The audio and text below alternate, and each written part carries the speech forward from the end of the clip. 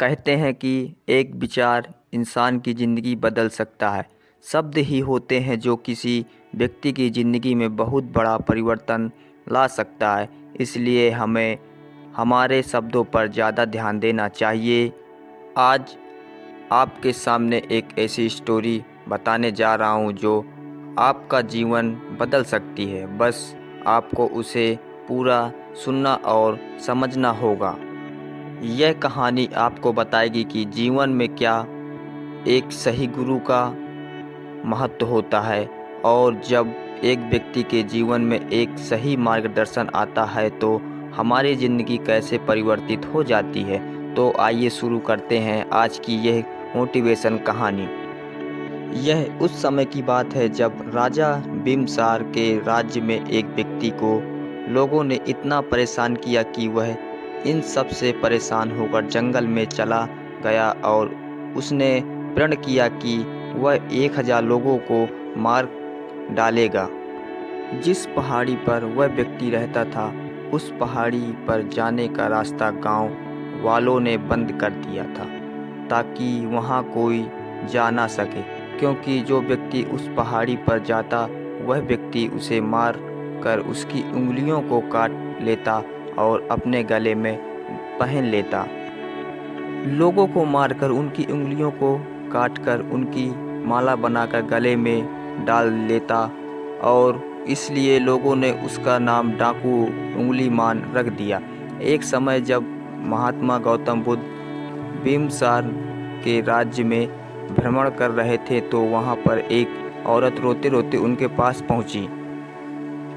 तभी गौतम बुद्ध के शिष्य ने औरत से रोने का कारण पूछा तो उसने बताया कि उसका पति और बेटा एक व्यापारिक दल के साथ जा रहा था, लेकिन वह दल से पीछे रह लेकिन जब उन्हें ढूंढा गया तो उनको मरा हुआ पाया गया और उनकी उंगलियां काट ली गई थीं। तो गांव वाले समझ गए कि यह काम उंगलीमान का है। महात्मा गौतम बुद्ध ने डाकू उंगलीमान के बारे में गांव में पूछा। तब उन्हें पता चला कि जिस पहाड़ी पर वह रहता है वहां से कोई नहीं जाता और जो जाता है उसे वह मारकर उंगली की माला बनाकर पहन लेता है। तभी महात्मा बुद्ध डाकू उंगलीमान से मिलने उस पहाड़ी पर जाने लगते हैं तो उनका शिष्य और गांव वाले उन्हें रोकने लगते हैं। तो गौतम बुद्ध कहते हैं कि डाकू उंगलीमान को मेरी सबसे ज़्यादा ज़रूरत है, मुझे उससे मिलना ही होगा। इतना कहकर वह पहाड़ी की ओर चल देते हैं। तभी महात्मा गौतम बुद्ध अकेले ही डाकू उंगलीमान से मिलने चल देते हैं। पहाड़ी पर पहुंचते ही वह पर उन्हें तलवार लिए डाकू उंगलीमान मिल जाता है। वह गौतम बुद्ध से कहता है कि हे सन्यासी, वहीं रुक जाओ, नहीं तो मैं तुम्हें मार डालूंगा। यह बात सुनकर भी महात्मा बुद्ध नहीं रुकते और डाकू उंगलीमान के पास जाकर उससे भिक्खू बोलते हैं तो वह और भड़क जाता है और बोलता है कि तुम्हें अपने प्राणों का मोह नहीं है, मैं अभी तुम्हें मार दूंगा। तभी गौतम बुद्ध उससे पूछते हैं कि तुम ऐसा क्यों करते हो, इन बेगुनाह लोगों को क्यों मारते हो। तो डाकू उंगलीमान बोलता है कि तुम्हें नहीं पता इन लोगों ने मेरे साथ क्या किया है। मेरा प्रण है कि मैं 1000 लोगों को मार दूंगा। फिर गौतम बुद्ध उससे बोलते हैं कि तुम इस पेड़ की एक टहनी काटो। तो वह पेड़ की टहनी को काट देता है और गौतम बुद्ध की तरफ देखता है। फिर महात्मा बुद्ध बोलते हैं कि अब इस टहनी को वापस इसी पेड़ में जोड़ दो और वैसा ही कर दो जैसा यह पहले था। तो डाकू उंगलीमान कहता है कि पागल हो क्या सन्यासी, ऐसा थोड़ी ही हो सकता है।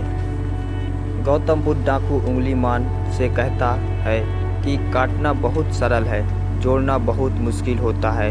तूने 999 को काट दिया, अब एक को जोड़ के बता, क्या ऐसा कर सकते हो। फिर गौतम बुद्ध उससे कहते हैं कि जब तुम इसे लगा नहीं सकते तो तुम्हें इसे काटने का भी अधिकार नहीं है। इस तरह जिन लोगों को तुमने मारा है, क्या तुम उन्हें वापस जिंदा कर सकते हो। फिर डाकू उंगलीमान सर झुकाकर निरंतर खड़ा रहता है। अब उसे समझ आ गया था कि वह क्या कर रहा था और वह गौतम बुद्ध के पैरों में गिर जाता है। वह कहता है कि मैंने ये क्या कर दिया, मुझे मेरे कर्मों से अवगत कराने वाले प्रभु आप कौन हो। तो महात्मा बोलते हैं कि मैं गौतम बुद्ध। महात्मा गौतम बुद्ध उससे बोलते हैं कि मेरी शरण में आ जाओ। फिर डाकू उंगलीमान गौतम बुद्ध के पीछे बुद्धं शरणं गच्छामि कहते कहते चलने लगता है और वह सन्यासी बन जाता है। यह बात राजा को पता चलती है कि डाकू उंगलीमान सन्यासी बन गया, तो राजा बहुत खुश होते हैं और सोचते हैं कि समस्या हल हो गई। फिर गौतम बुद्ध ने डाकू को भिक्षुक बना दिया और बोला जाओ भिक्षा लेकर आओ। वह उसी गांव में भिक्षा लेने गया जिनके घर वालों को उसने काटा था। उन लोगों ने उसे पत्थर मारे, बहुत पत्थर मारे और वह लहूलुहान हो गया। फिर वह लहूलुहान गौतम बुद्ध के पास आता है तो बुद्ध पूछते हैं कि दर्द हो रहा होगा, तो वह कहता है कि ये दर्द तो शरीर को हो रहा है, आत्मा तो शुद्ध हो गई है।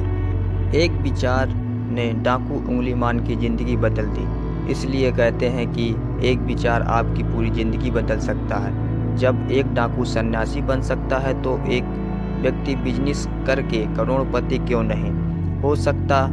ज़रूर हो सकता है, बस आपको अपने विचारों को बदलने की ज़रूरत है। इस कहानी से हमें यह सीख मिलती है कि एक विचार आपके जीवन में भूचाल ला सकता है, आपकी दुनिया बदल सकता है। इसलिए अपने विचारों पर ठीक से विचार करना चाहिए। एक छोटा सा विचार आपकी ज़िंदगी बदल सकता है। एक विचार ने डाकू उंगलीमान की ज़िंदगी बदल दी। इसलिए कहते हैं कि एक विचार आपकी पूरी ज़िंदगी बदल सकता है। जब एक डाकू सन्यासी बन सकता है तो एक व्यक्ति बिजनेस करके करोड़पति क्यों नहीं हो सकता है? ज़रूर हो सकता है, बस आपको अपने विचारों को बदलने की ज़रूरत है।